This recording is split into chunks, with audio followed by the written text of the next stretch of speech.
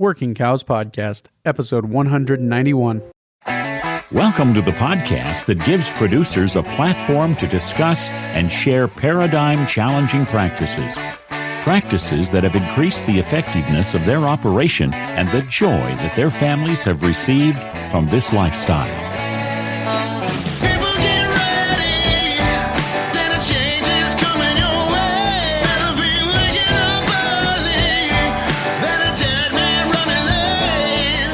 Howdy, everybody. It's Clay Connery, host of the Working Cows Podcast, powered by the Global Ag Network. And this episode is brought to you by Performance Beef.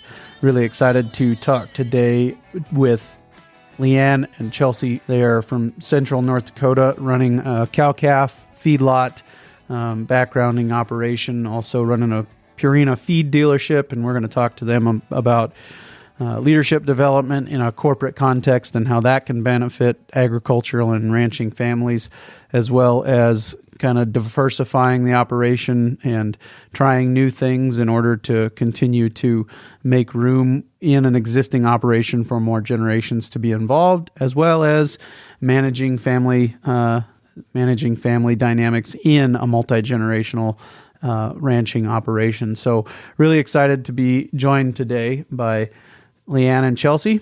Leann, Chelsey, thanks for joining me today on the Working Cows Podcast. We're so excited to be here. Thank you for having us. It's been good to kind of get introduced to you guys over the past couple of weeks and such, but I'd appreciate if you just give me a little bit of a background kind of on the operation that you guys are a part of and what you guys have going on there in central North Dakota. So I'll go first. My name is Chelsey. I am Generation 6. We live in central North Dakota on a farm, commercial cow operation. And recently in 2003, my parents started a Purina feed dealership on the farm, which my mom can chat about a little bit. And they also do seed oats.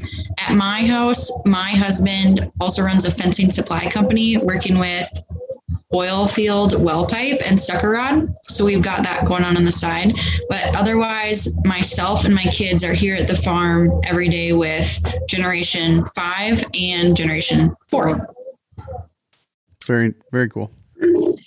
And I'm Leann, and we also do have a small feedlot that we also finish out our calves in or do backgrounding, and with that as well as with the Purina feed dealership that we have here on the farm. Sure. And you have some row crop things going on there as well, or are you bringing in outside feed for the feedlot and the finishing? No, we pretty much raise everything that we have that go into the cattle that here for the cow-calf operation or background and in the feedlot as well. We use the Purina feed products for the feedlot as like a finishing product that we add to corn. So that's mainly what our diets are in the feedlot. Gotcha. But otherwise, we do raise corn, oats, soybeans, and edible beans here on the farm. Sure. A lot of different pieces and moving parts. Can you kind of just talk about how all those parts are necessary to keep as many generations involved as you've got involved right now? I think you nailed it right there. That's why it's so diverse, is because everything fits into each other. So most times of the year, it works really well to run cows and farm. Other than right now, it's kind of hectic. We're short on people trying to be in the field, trying to finish calving, get cows on grass. Now is when we wonder why we do this. But come other times of the year, like you said, we raise the grain to feed the cows. We run cows on fields quite a bit. We use quite a bit of crop residue, things like that. And then the feedlot, my dad has always been interested in feeding. He really enjoys the feeding side of it. So our commercial herd is ran a little bit differently than most commercial herds. We track everyone individually, EID tags from birth through the packing plant, which has been very cool to make breeding decisions based on how we can improve yield scores going through the plant. Well, thank you for taking the time in a busy season. I appreciate that. You guys are also, I would say, taking advantage of a regional regional opportunity with the fencing supply pulling out of the oil field. Are there any other examples of that? Regional wise, I think that's why the feedlot and the cow-calf works here, because we do have access to row crops. There's not a lot of grass, so there aren't as many cows around here as there are in other places. This last year, we were able to graze a field of our neighbors just because location, it worked for us to graze it. It didn't work for someone else. So I guess we've got things like that. Can you think of anything else? There's not a lot of feedlots around. That's why we also feed, because it works well to do that. There's not a bunch down the road to send your calves to and be able to keep an eye on them, other than if they go super far. Sure. Chelsey, what was your history prior to being back on the operation? I was the grain cart driver since I was 12. So I've always been involved on the farm, things like that, but I didn't ever have the clarity of knowing exactly what I wanted to do with my life. I've always envied the people that can tell you they wanted to be a doctor since the time they were 8 years old. I've never had that. So I went through high school, not really knowing what I wanted to do, but I loved agriculture. So I went to NDSU, which is our local state college, majored in ag economics because you can do anything with ag economics. I thought that would be something I could find anything to do. And I got on the fast track because why hang around college? I have things to do with my life. So I graduated in 2.5 years, still did not know what I wanted to do with my life. And as God would have it, I was placed with an opportunity. Our local John Deere dealer that we had worked with extensively through many, many years offered me a job to start a department with data management. And because I didn't know what I wanted to do, I said, well, sure, why not? This must be my sign. I went and did that with a dealership, created a department, grew a team, climbed the corporate ladder, learned so much. I'm forever grateful for my opportunities there and all of the information I was able to learn and bring back to the farm. That was invaluable. My mom and I will both agree that we think there is tremendous value in getting a job outside the farm before coming back to the farm. What you bring back is incredible. So anyways, after I had done that for a few years, I decided that if I was going to grow a dream or work on someone's aspirations, I wanted them to be mine. I didn't want to devote my life to building something for someone else. Just personally for me, that meant a lot.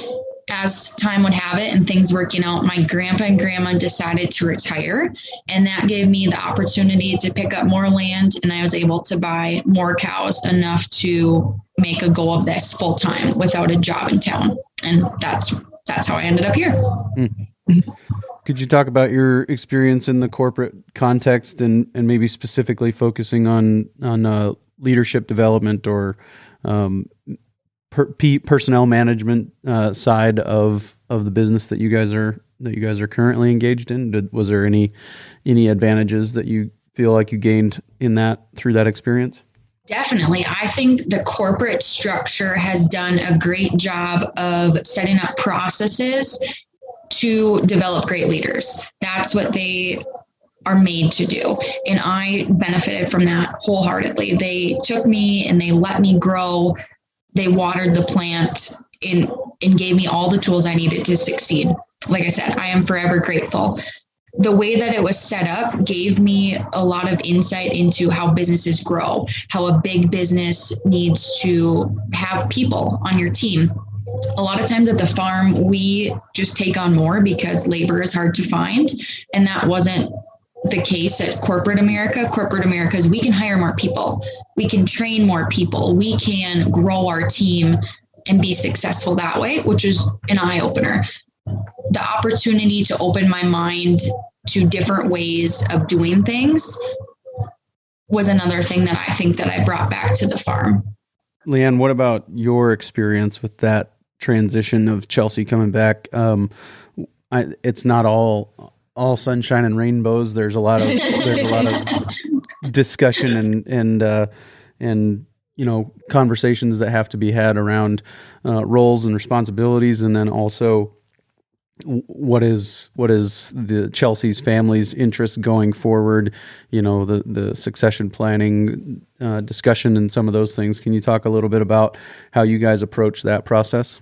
Well, having Chelsey go and work off the farm first and her to be successful in her field really gave her credibility when she came back to the farm. So when, before, if you just start growing up here, you are in the pecking order. You probably don't grow into a new job until someone leaves it or gets, pushed up on the totem pole.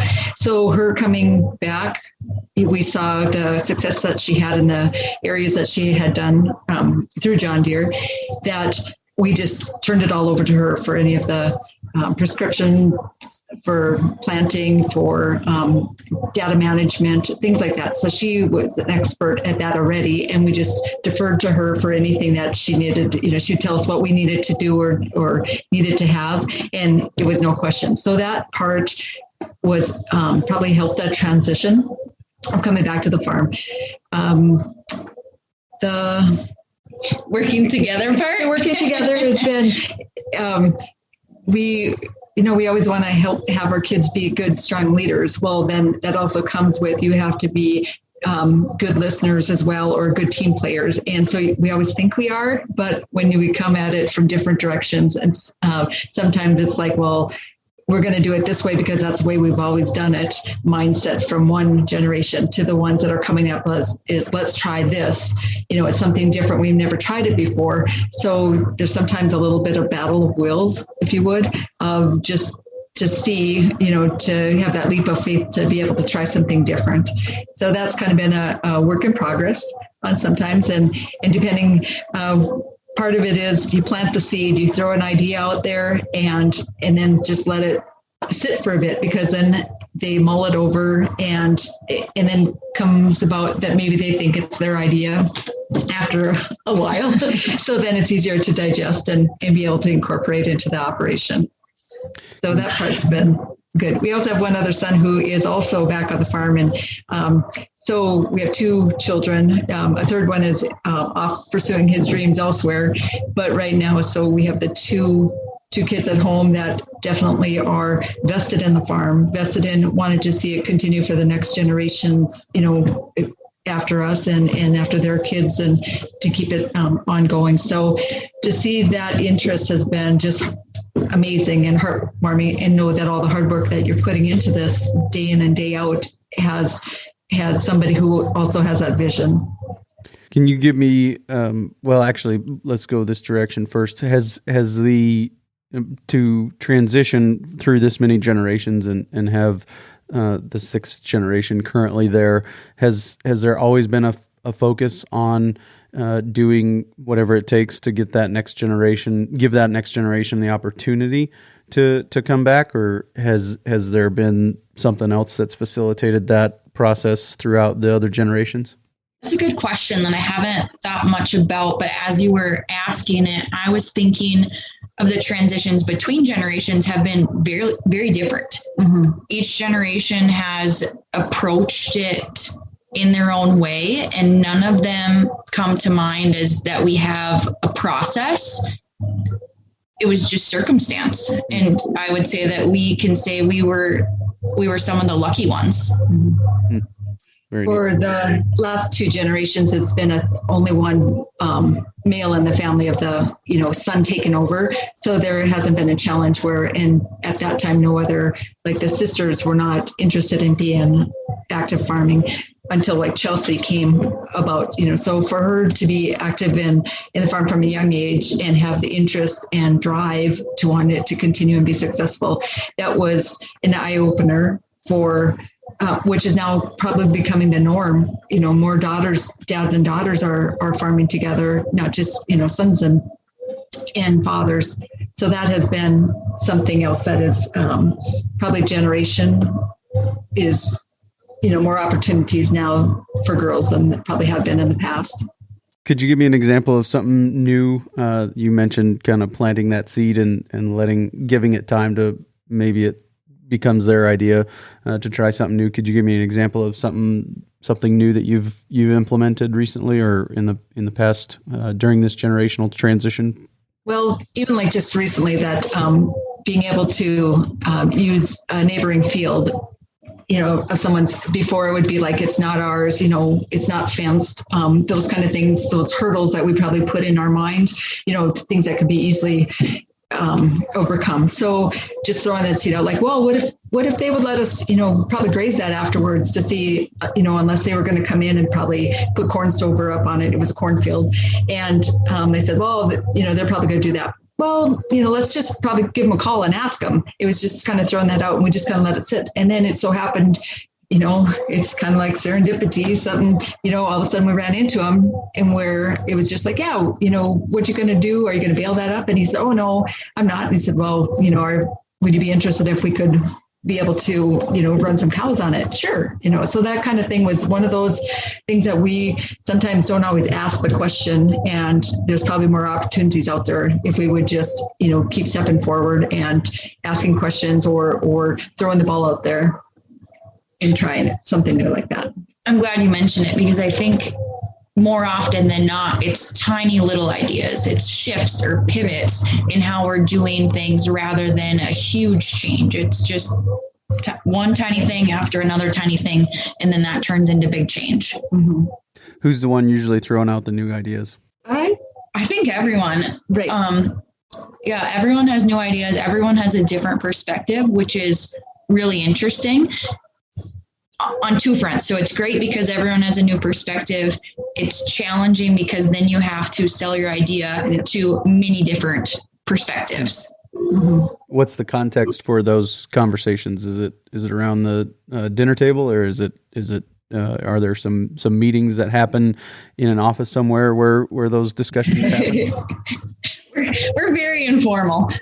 We have lunch together every day, unless things are crazy and we're out in the field. So that has a lot of conversations. But even as we go throughout the day, my dad is awesome about, we're doing something and he'll start a conversation about, well, what could we do differently, or why did we choose to do it this way? So even throughout the day, we're having tiny little conversations with different people, and we come together then later on and go through what we've all thought of. And even we use our cell phones a lot, and we do like a group text, for during calving, everybody was on the same group text for anybody who had calved. So the next one who was there could make tags or just keep that going. Well, now if there's some idea that comes up or things that we're doing, we do the group text out there. And so it's like one of these things like, okay, we got to remember to do this, or we got to remember, or this is something that we have, so then you're thinking what's coming up.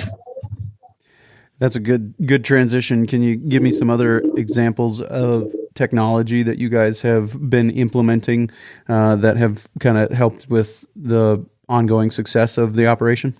Again, back to my dad, he started the precision ag shift as one of the first people in the area to implement auto steer. We've been auto steering forever. We run RTK, which is the most accurate form of auto steer. Very much believe in that. It has been, I would say, more readily available to transition the farm to precision ag technology based ideas than it has been the cows. So the technology that we have available in cattle, I would say, is a lot less, but EID tags, we're tracking all of our animals from birth through hanging on the rail. And then more recently, we got into performance beef, which has been great because we've been able to track our expenses by the day, depending on who loads the feed wagon, depending on who feeds out the load. We have dollar amounts of what it's costing us per day ready to go. And I think that's going to be invaluable in the season we're in of this drought. I mean, we're going to know exactly where we're at every day. Yeah. So you bring up auto steer and performance beef. How have you guys been using performance beef, or what was the process of getting started? How did that come about? We've always had a scale on the feed wagon. And so it was a handwritten, every time you did the load, we'd, manually have an Excel spreadsheet of what your ration was going to be. And then, but you had to, figure it out as you went in the feed wagon. And some people say that they're not as quick on math as others. So that would be me. So then it was more of a challenge, on the fly as you're going. If you get one ingredient a little higher, then, you'd have to adjust the load to try and balance it out.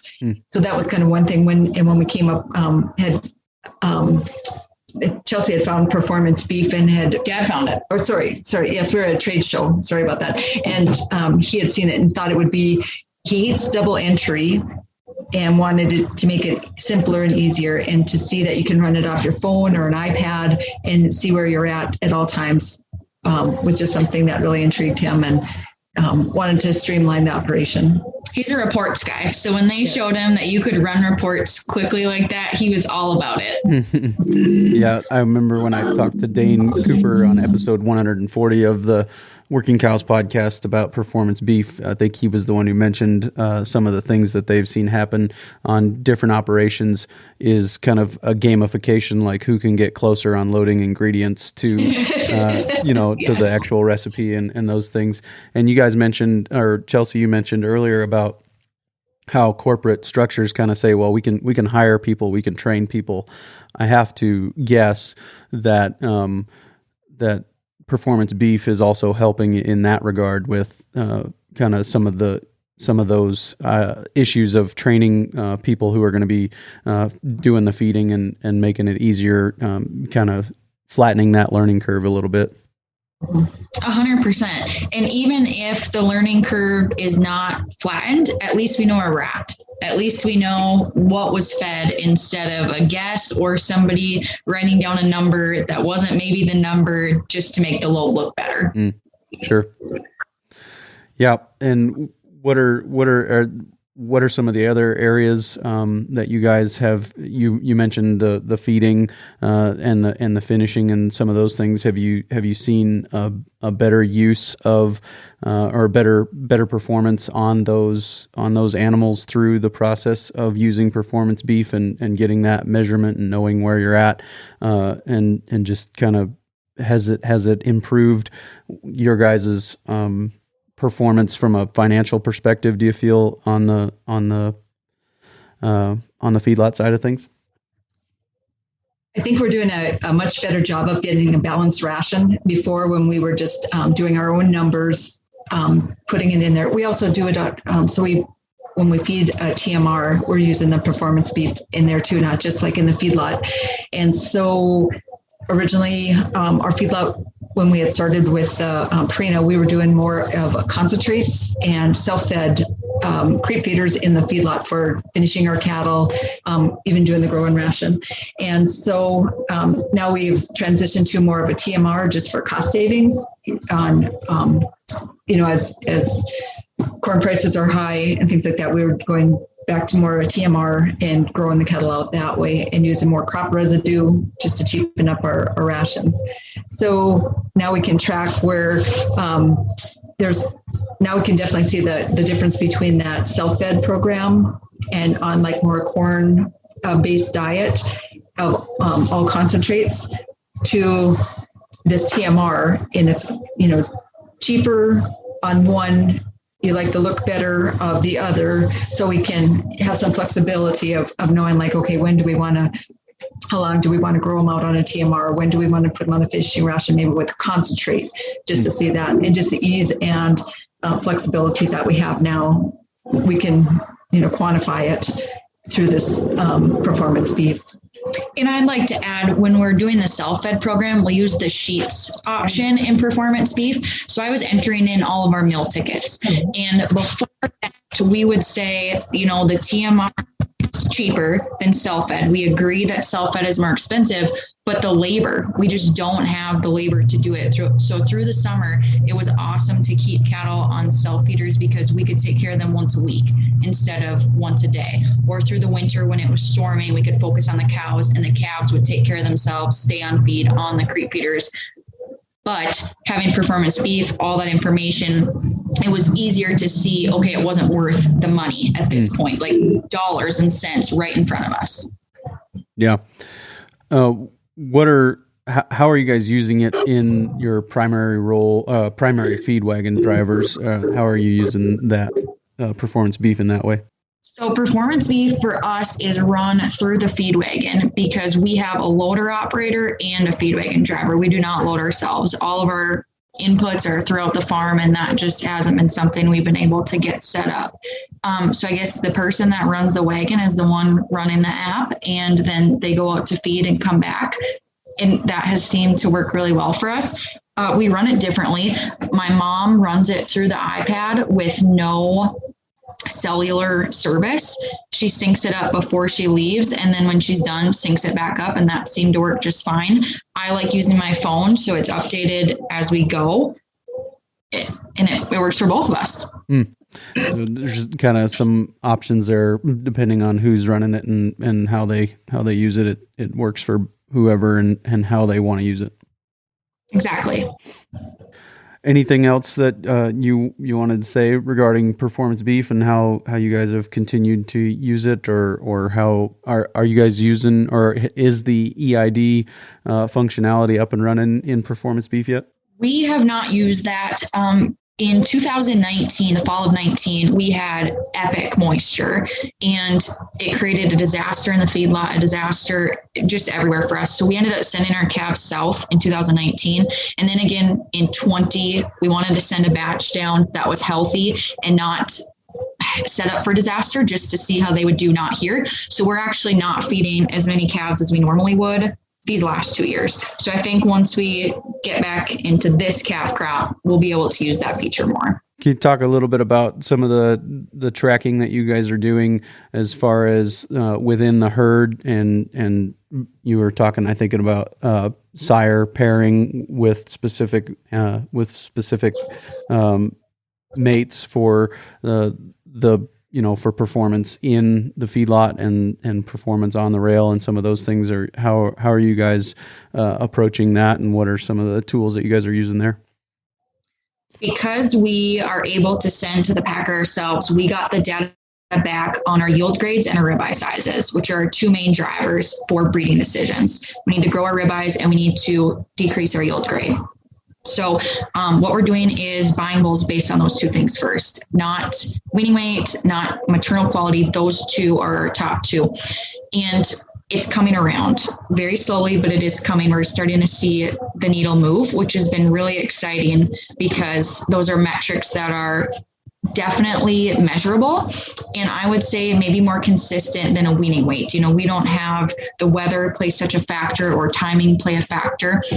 So we track our calves by cow and by sire, and then feed efficiency. And we're also now, once we get our ribeye sizes and our yield grades figured out, tracking how much it costs us to have big cows versus small cows, trying to bring our cow size back to a more moderate area. My dad threw in some Semitols to see how that would go. I hope we're not going to do that again. That's just my personal preference. I didn't think that the added weight or the added feedlot performance was worth getting them off the ground and keeping them alive. Just the ones that we tried. So it's been really interesting to track it individually rather than by a pen. And it's just something that we've been doing for a long time, and I think we'll continue to do. Yeah, that's always been interesting to me, to track or to talk to people who are tracking those things.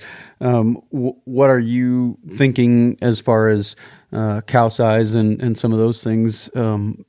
How are you balancing ribeye size and cow and a more moderately framed cow?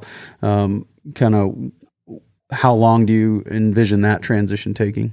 It's taken longer than I envisioned, because I think we're trying to do too many things at once. We should move the needle in one area first and then tackle the next. It's easy to see that these big cows are bottomless pits. They eat and eat and eat. We just could not keep them full. But when they wean a big calf, it's hard to say, gosh, I need to go look how expensive you are. So that's something we have the data. Someone has to go back, not let us get too caught up in the season. Just get the cows out, hurry up, she's fine, let her be bred back, but sit down, look at the data and say, you're a good cow, you raise a good calf, but efficiency wise, I just can't afford your calves. Yeah. And that's a challenging thing, is, those paradigms of weaning weights versus what is it actually costing me to get there.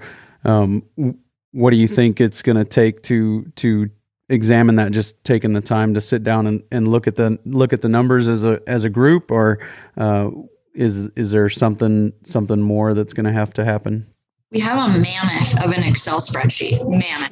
A summer intern working on going through that spreadsheet, putting in all the numbers and analyzing it individually. And it's going to take someone to sit down and go through it again to make sure that we have that list. And then we take the time while we're hauling out in the summer to stick to the list, not let emotions get involved and say, well, she's a good cow. I know she's a good cow, Dad, but she doesn't make the cut. She can go be good somewhere else, right? Yes. Yeah. What about some thoughts on managing, those family relationships, working together as mother and daughter, some of those things? How are you guys approaching that? We work together really well. And so somewhat of an alliance, I guess, just coming from we probably see it in a bigger picture because I also had worked off the farm before I was married. And then also after the kids were a little older, I had worked off the farm before coming back here full time once we started the feed business. And so, you understand how you have to work with different people. They have different skill sets and just different personalities. And so just because you like to have things done one way, there's a million different ways to do the same job and it will get done, but just maybe not this, in a way that you think it is. So that part, I think we have a little broader perspective than some of the other ones that are here on the farm. So we're the mediators. We're the ones that are, well, I guess I'm probably the best mediator. The other ones, Chelsey's probably a little bit more direct. And so it's a day by day. I think we're still figuring it out. The way that we talk to family, I don't want to speak for other families, but I would say that we speak to other people better than we speak to our family. Yeah. So that's something that we're continuing to work on. And when my husband Kyle is here, we've been married for 4 years, and it's still almost like, okay, Kyle's here, everybody better behave, so he kind of keeps us in line, just that subconscious of someone else is here, he's watching us, we want to be on our best behavior. Mm-hmm. He hasn't quite gotten in yet of like, we can raise our voices a little bit because Kyle's here. So that's been good to keep us in check. Even his ideas or the way that he talks to other people is another good example of how we can do better. Every day is a new start. Heck, even at noon is a new start. We can get through this. And probably the best thing is having the now generation, Mm-hmm. the seventh generation here too, is they're little people, so they have little ears and we want to protect them as much as possible. So you're kind of a little bit more aware of what you're saying and your tone of voice that, then once you realize that, you're going like, oh, well, why am I getting so upset about this little thing when before it might've been blow up a little bit and then have to walk it off. If I didn't mention before, my 2 kids come every day, a 2-year-old and a 6-month-old, all day, every day. They're with us, bouncing around. We play musical children quite a bit. And I will say it does help to explain things to a child. So we very much assume everyone knows what's going on all the time. But when Cade, the 2-year-old, is with, it's been great to explain to him what's going on. And then it triggers something in everyone's mind of maybe I could take the extra 30 seconds to explain to someone else what I want or what I envision. And that's how we'll move forward. Do you guys have anybody outside the family that's involved on a daily basis? Yes, we do. We have one full-time guy that's been with us about 13 years. So he's mainly on the crop side. He'll do everything too, and also grinding feed and doing on the mill side. And then we do have a summer a high school kid that's helping us this summer too. So just as a part-timer that we brought in too. And that's been a big help so far. Chelsey, when was your transition back? March of 2018. What was your role when you initially came back? Tricky, trying to see where I fit. My brother is younger than me, but he came before I came. So that was, testing the waters and sibling, I don't want to say rivalry, but sibling totem pole, trying to figure out where everybody fit took a little while. And then I had my first kid in January of 2019. So I would say just as we were kind of getting our footing, we added another little body here. And then it's just been shaken up ever since of transitions and trying to find the place that people fit. What would you say to families about managing the relationships in your operation? I mean, not saying that you guys that you have it all together necessarily, but just how are you guys approaching it that you think other people could learn from and get some value out of? One day, not too long into my journey here, I was trying to keep up with the boys muscle-wise, because I feel like we're all, in a sense, equals. We all are partners. I should be pulling my own weight. And my dad took me to the side and he said, "You're here because I need your brains." And that really meant a lot to me, because I think if we can all find a place that we are good at, that it really fuels us from the inside, we can use that passion to help everyone else. So higher up, overall business strategy, things like that, I'm good at that.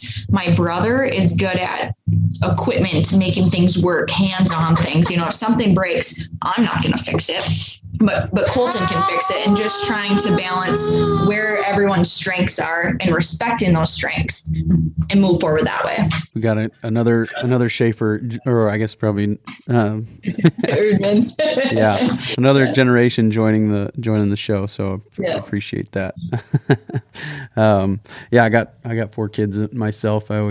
People will apologize after a sermon or something about their kid being loud or something, and I'm like, well, I've got 4 kids under the age of 12.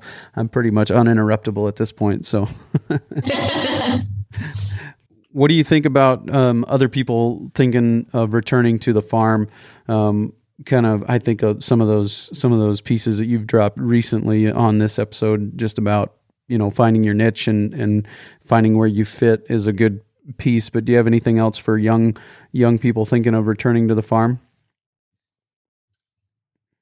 I think it's incredibly rewarding, no matter how much money we don't make. And the goal is to make money. I mean, one day we'll be making a bunch of money, but it's incredibly rewarding to work with your hands, and even more rewarding to see the life lessons that we're able to teach our children. So I mentioned my 2-year-old son, he was riding with me to push bunks the other day, and I was having a heck of a time getting the pusher on the skid steer. And my 2-year-old gave me 2 suggestions on how to get the pusher on the skid steer. I mean, it just blows my heart out, the life lessons and the things that they're absorbing and they're learning. You can't buy that. What about you, Leann? Do you have any advice for young people or for generations that are currently kind of at the top of the management pyramid on their operation about bringing back another generation?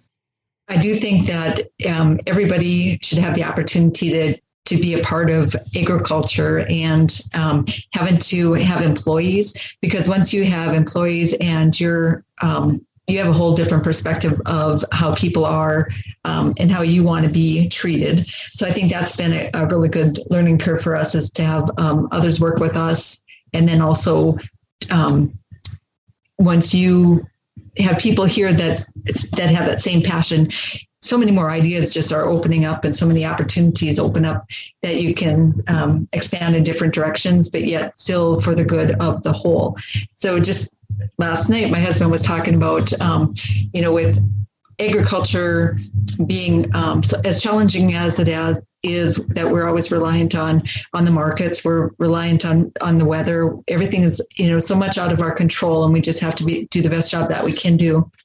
You're always looking for something else that maybe you can add to bring value to the farmer rancher, make some money off just what you can grow or the weather can do. So just kind of limiting some of your risks. So he brought up about having a cabin that you could rent out to hunters or something like that. That would be a sideline, but fit into the land that we already use, open up the opportunity for people to come see what we actually do, or, be able to have access to Mother Nature and wildlife. So those are things that I think everybody has just these little thoughts and ideas and dreams that you get a chance to try, where maybe if you were in a business setting elsewhere where it's, this is what your job is, and that's the only scope that you can do is within your job. Where here in agriculture, we can create whatever we want to do, or have opportunities, whatever we want to try.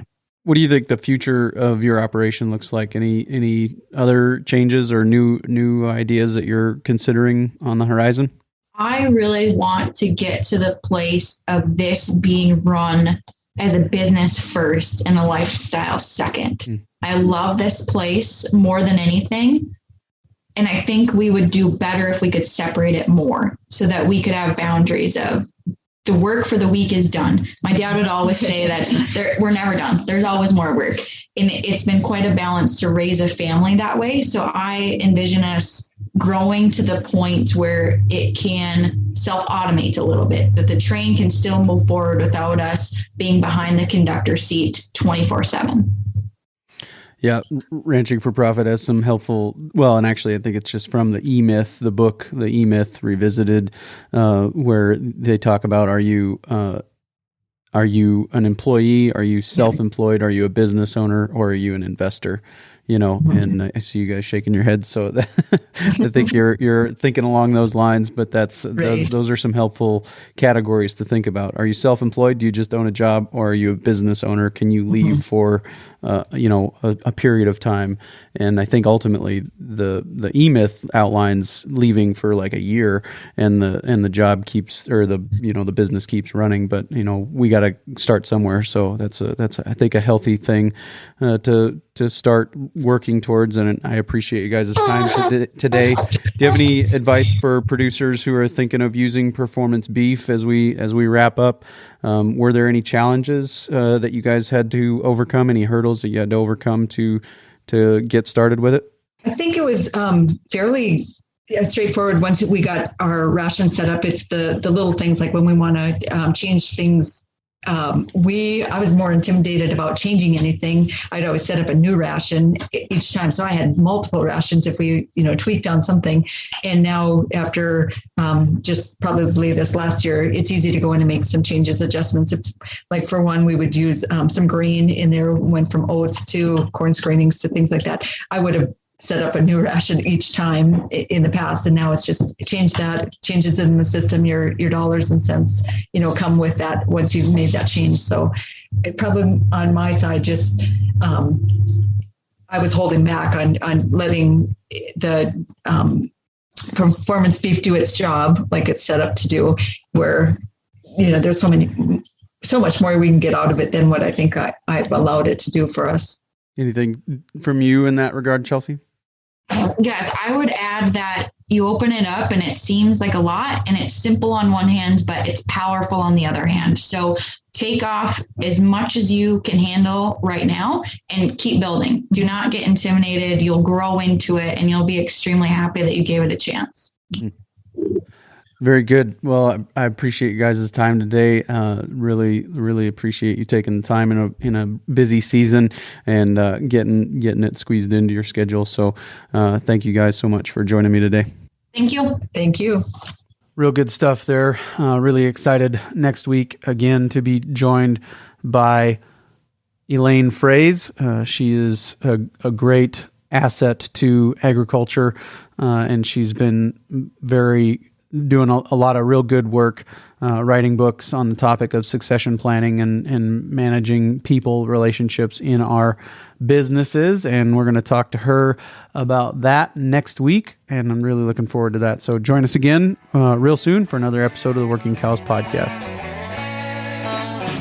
We invite you to visit workingcows.net to subscribe to the show via iTunes or Stitcher. You'll also find detailed show notes pages, resources from our guests, and the industry leaders who have influenced them. For more ideas on putting your cows to work for you in a more profitable way, tune in next week.